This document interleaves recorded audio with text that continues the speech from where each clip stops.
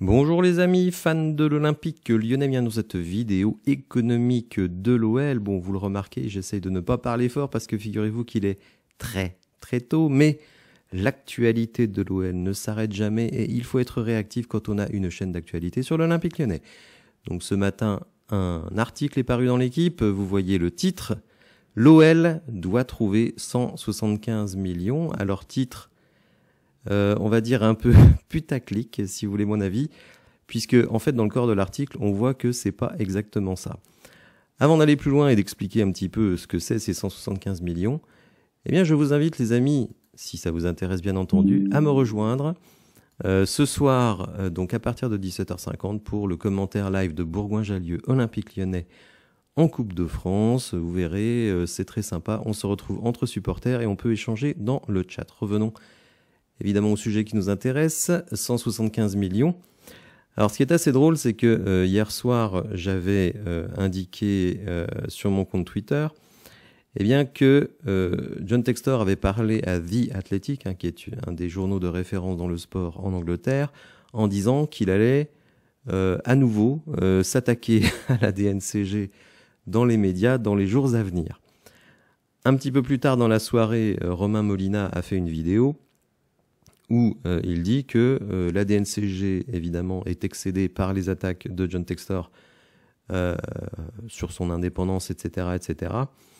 En fait, John Textor a la théorie que s'il est empêché de faire ce qu'il veut à l'Olympique Lyonnais, c'est parce que la DNCG est manipulée par le Qatar et par Vincent Labrune.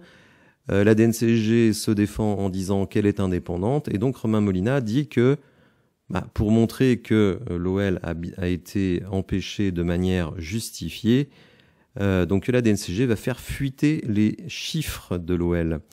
Donc vous savez, l'OL est passé le 15 novembre, on va dire en rendez-vous de moyen terme pendant la saison 2024-2025, et donc on a pris une énorme sanction, interdiction de recrutement, relégation à titre conservatoire. Bon. Et donc, les fameux 175 millions, c'est ce qu'il manquait dans les comptes de l'OL au moment donc, du 15 novembre.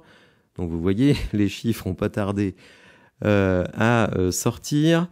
Mais, parce que évidemment, c'est très important, depuis, on va dire, la situation a été quelque peu améliorée. Donc, on nous dit dans l'article qu'évidemment, on a fait 31 millions de ventes pendant le mercato d'hiver, donc ça fait...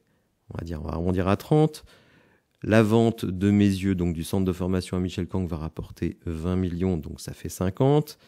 Et John Textor a apporté en cash 80 millions plus 20 millions à venir, donc une centaine de millions. Donc vous voyez que sur les 175, c'est ce que nous dit l'équipe, a priori, on serait à 150. Donc quand on dit l'OL doit trouver 175 millions, c'est pas tout à fait vrai, puisque sur les 175 millions, il y en a au moins 130 entre le mercato et les apports de John Textor et les 20 millions de mes yeux. Donc évidemment, on attend de voir ce qui va se passer avec les ventes de Botafogo, peut-être encore une grosse vente du côté de l'Olympique Lyonnais, puisque j'ai lu dans The Athletic aussi que l'Olympique Lyonnais prévoyait de vendre un joueur à 30 millions. Donc vous savez, le dossier Ryan Cherki, bon bref... je ne dis pas, attention, je ne dis pas que Ryan Cherki va partir, je n'en sais rien, mais je n'en serais pas tout à fait surpris puisque dans The Athletic, on nous dit que l'OL va faire encore 30 millions de ventes. Donc évidemment, si vous rajoutez aux 150 potentiels qui sont déjà là, vous rajoutez les 30 de Cherki, vous êtes au-dessus des 175 millions et vous ne risquez plus de relégation. Alors, par rapport à l'interview de John Textor lundi chez Roten, il faut dire aussi qu'il a dit 2-3 choses sur le mercato qui finalement ont été assez peu reprises dans les médias, puisqu'il a dit que selon lui, il pouvait faire venir donc Thiago Almada, ça on le sait, il est déjà à Lyon, il a été présenté à ses coéquipiers, mais il a aussi parlé de Luis Enrique, il peut faire venir Luis Enrique, donc je pense que si Luis Enrique peut venir en prêt gratuit de Botafogo, ça veut dire départ de Nuama. Donc Nuama, vous aurez peut-être pas 30 millions, même si vous avez 20, c'est déjà pas mal. Alors, c'est pas mal dans l'absolu, mais bon, par rapport au prix d'achat de 28 millions et demi, c'est pas terrible. Et donc éventuellement donc un autre gros transfert. Il faut dire aussi que John Textor a dit qu'il pouvait faire venir Igor Jesus, donc qui est un numéro 9.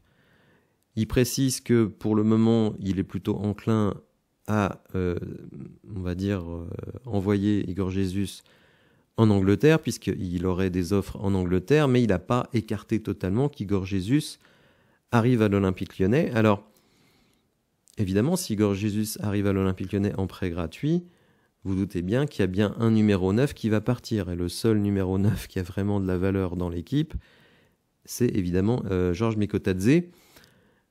Pour le moment, il y a eu des offres pour Georges Mikotadze, ça on le sait. Mais bon, elles sont très inférieures à ce qu'attend l'Olympique Lyonnais. Mais bon, si un club arrive, et notamment un club anglais ou un club allemand, et qu'il met 30 millions pour Mikotadze, je ne suis pas certain que Mikotadze va rester. Bon, bref, en tout cas, ce qui est sûr, c'est qu'il ne partira pas à Galatasaray pour 20 millions. Bref, encore faut-il que le joueur soit d'accord. Et là, c'est tout, évidemment, la question. Et de ce qu'on a compris, lui n'a pas envie de partir. Il y a toujours aussi le cas Lacazette. Vous savez qui aurait eu des offres en Arabie Saoudite. On parle aussi de MLS pour Lacazette. Donc bon, alors oui, vous n'allez pas récupérer 30 millions, mais si vous récupérez 5-10 millions et que vous faites une grosse économie de salaire, à ce moment-là, ça redevient possible. Mais bon, je pense quand même que pour le moment, la tendance, c'est qu'Igor Jesus aille en Première Ligue et qu'on reste avec nos numéros 9. Pour Luis Enrique, vraiment, je pense que le dossier Luis Enrique, il est très lié à Nuama. Si on trouve une porte de sortie à Nuama, oui pour Luis Enrique. Si Nuama reste, je ne vois pas Luis Enrique venir ici. Mais je ne serais pas complètement étonné. Après, il faut que ça matche au niveau de la masse salariale puisqu'elle est encadrée, je le rappelle. Voilà les amis, j'espère que cette vidéo vous aura intéressé. Si c'est le cas, n'hésitez pas à la liker, à vous abonner à la chaîne. Et je vous dis notamment à ce soir pour le live du match à Bourgoin. Merci, au revoir.